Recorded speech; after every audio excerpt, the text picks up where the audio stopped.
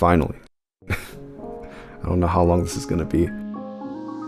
Coming off some mental struggles last year, I knew that I would return at some point early this year, refreshed and ready.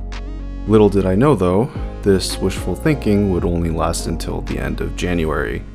It was Saturday, February 1st. I was playing Zenless Zone Zero that afternoon when my toothache peaked in a painful sensation unlike anything I had ever felt before.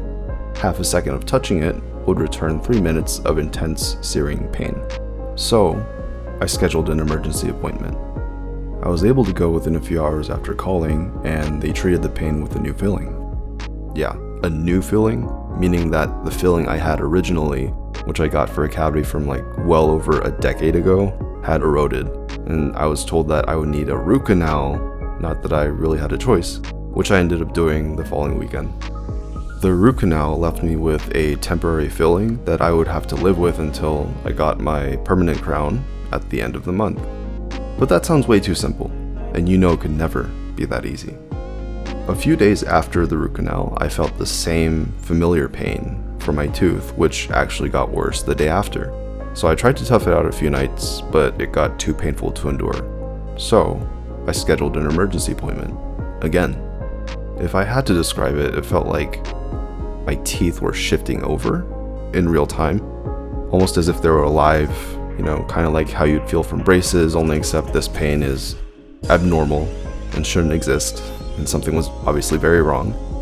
I had a few theories that I shared with the dentist, none of which ended up being correct in hindsight, but long story short, they solutioned it in a way that seemed completely irrelevant to anything that I had described and didn't really handle it in a way that I felt reassured or satisfied with.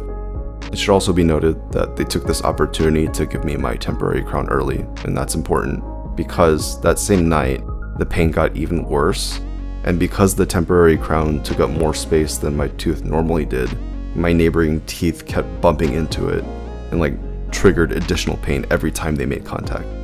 So, I scheduled an emergency appointment yet again. They shaved down my temporary crown to reduce my bite, as they called it, but they also prescribed me antibiotics and painkillers just in case. The dentist would be closed for the next few days, so no matter what would happen in that time, I'd have to endure it. Well, if you can believe it, that same night, the pain got even worse and eventually reached its climax. It was probably the worst I had ever felt, physically speaking. Neither the antibiotics nor the painkillers seemed to have any effect, and I couldn't stay asleep for more than 45 minutes at a time, since the pain would constantly wake me up. I had lost count of how many times the pain worsened since my initial toothache, and I was afraid it would get even worse. If I could describe the pain, it was like something was actively trying to push my tooth out, trying to escape this cage that was my face. There was also a pounding, maybe even a drilling sensation on my eyeball from the inside out, trying to get out. My face got so tense from the pressure, it felt like I was under multiple hydraulic presses, that's a bit extreme, but I also felt my heart rate get abnormally high and seriously thought something very important would pop that night. I'm really not exaggerating or joking here, the pain wasn't sharp or quick. It was incredibly slow, strong, and torturous. And it's not something I could have just escaped or put my mind away from. It was constantly there, and I knew it wouldn't be going away anytime soon. I felt a lot of things, but mostly anger. I didn't think my dentist was properly acknowledging or addressing my thoughts and problems, and now I felt like I was just suffering because of it. But looking back now, I don't know if they could have done anything better, to be quite honest with you. It was just a horrible situation for everyone involved.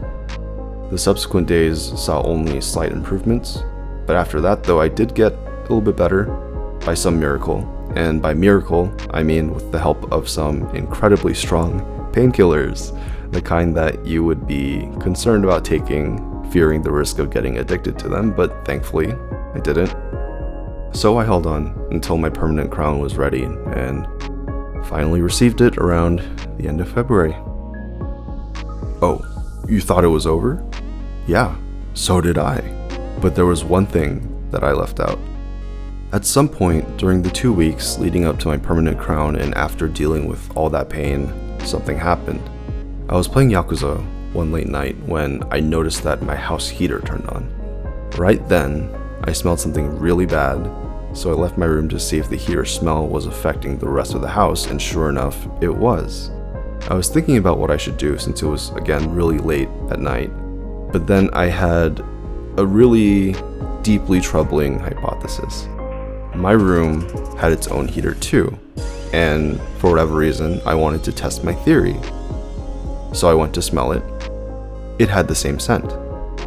So I thought, that's strange. But then it hit me. It wasn't coming from the heaters, but from my own nasal passages. To put it very delicately, it was disruptively bad. Thankfully it stopped being as intrusive by the time I received my permanent crown, and after that I thought I was finally free, but it rebounded and got worse, and in the span of the next few days, I felt even more symptoms. So I scheduled an appointment with an otolaryngologist. In meeting with my doctor, I described to him what was happening to me. He ran a CT scan on me to confirm his thoughts, and sure enough, he knew exactly what I had. Now, before I continue, you may recall that I never once mentioned which tooth I had problems with. Well, it was my very top left tooth, the furthest in the back. But why am I bringing this up now? Well, because it explains everything. I had something called odontogenic maxillary sinusitis on my left side, with some impact to the frontal and ethmoid sinuses as well. Google does a much better job explaining what all that is, but to put it very amateurishly, odontogenic indicates that it came from the tooth, possibly from a dental procedure. Maxillary refers to the one part in the sinuses, and sinusitis is simply the inflammation of the tissues in the sinuses. Yeah. And remember how I once said that it felt like something was alive inside my face? Well, this was it. There was a ton of fluid in my maxillary that was responsible for all the pain that I had been feeling in my face, my teeth, and my eye. The CT scan showed my entire left side filled out when certain sections should have been hollow. So now you might be wondering, what does sinusitis even do to you? Well, at least for me, the first half of it already. All the pain stuff, which was mostly alleviated by antibiotics. But to summarize, the pain points were strong toothaches coupled with a shifting sensation, pounding pain behind my eye, dizziness followed by headaches due to the pressure centered between my eyes above my nose. Additionally, around the time I visited the doctor, I had these lingering symptoms: a constantly clogged left nostril, a lasting horrible odor from that nostril, the same aforementioned pain points across my face, albeit weaker but still disruptive and happening randomly, and the worst of them all, random and triggerable dizziness. From my first appointment onward, I was put under a strict medicine schedule and care routine. In no time at all, I had bottles and bottles of meds to take, such as antibiotics, allergy meds, steroids, etc. And I also had to do this annoying nasal rinse thing like twice a day that uses a nasal steroid. And the worst part was, I still wasn't allowed to drink myself to sleep. All the while, I was learning how to live with this terrible dizziness. Like, the smell would eventually go away, but this dizziness would stay until the very end. And if I could describe it, it would be as if you got a direct kick right to your temple out of nowhere. In the span of 1 second, you'd go from being somewhat okay to suddenly feeling an all too familiar throbbing pain in at least one of the many places in your face, and you would also have very little energy to stand on. This would happen not only randomly, but also seemingly after any physical activity. I also had to go and get an allergy test done, which was done via blood test. This was also when I learned I had a new fear. The specific fear of having fluids extracted from my body via needles. And this is not to be confused with a fear of needles or a fear of getting injections, because I can handle both of those just fine. It's just this specific case. But yeah, they ended up drawing like 7 vials of blood, which was a terrifying record high for me. So essentially, to recap, I traumatized myself by pulling blood the same day I formally learned the identity of my infection. And you know what else makes it even better? The allergy test came back perfectly negative. Each thing on that list was rated on a scale of how allergic I was to something, and absolutely none of them showed even a little bit of reaction. Not a single one. I'm like, dude, if I'm gonna spend $700 for this, then you might as well show me something I didn't know. Because I already knew to a certain degree that I didn't have allergies since it's never happened to me.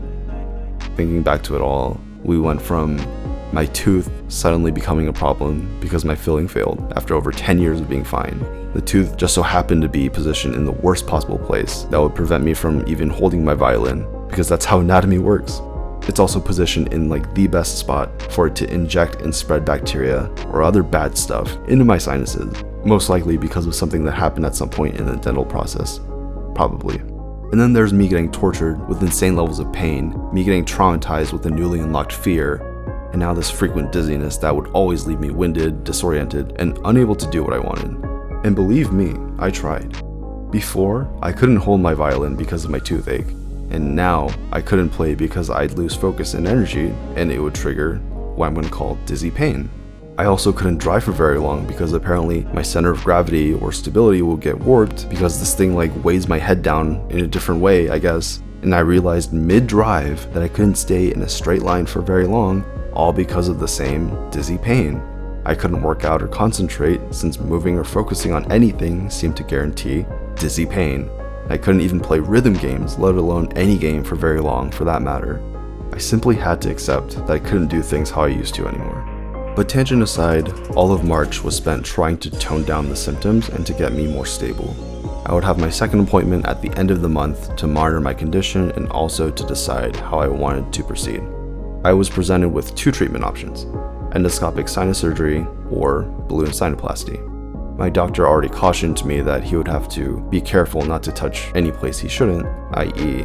areas that might impact my brain or my eyes. I would later get the full list of risks alongside other important forms, and seeing words like blindness, along many other things, didn't really help me. So, I was officially spooked. But anyway, the difference between the two options is that the surgery would have a better chance of getting everything out, but it would be harder on my body.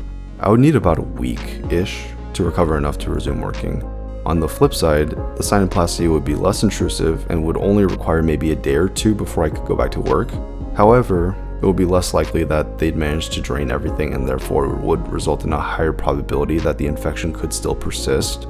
After consulting and doing some research, I ended up going with the balloon sinuplasty.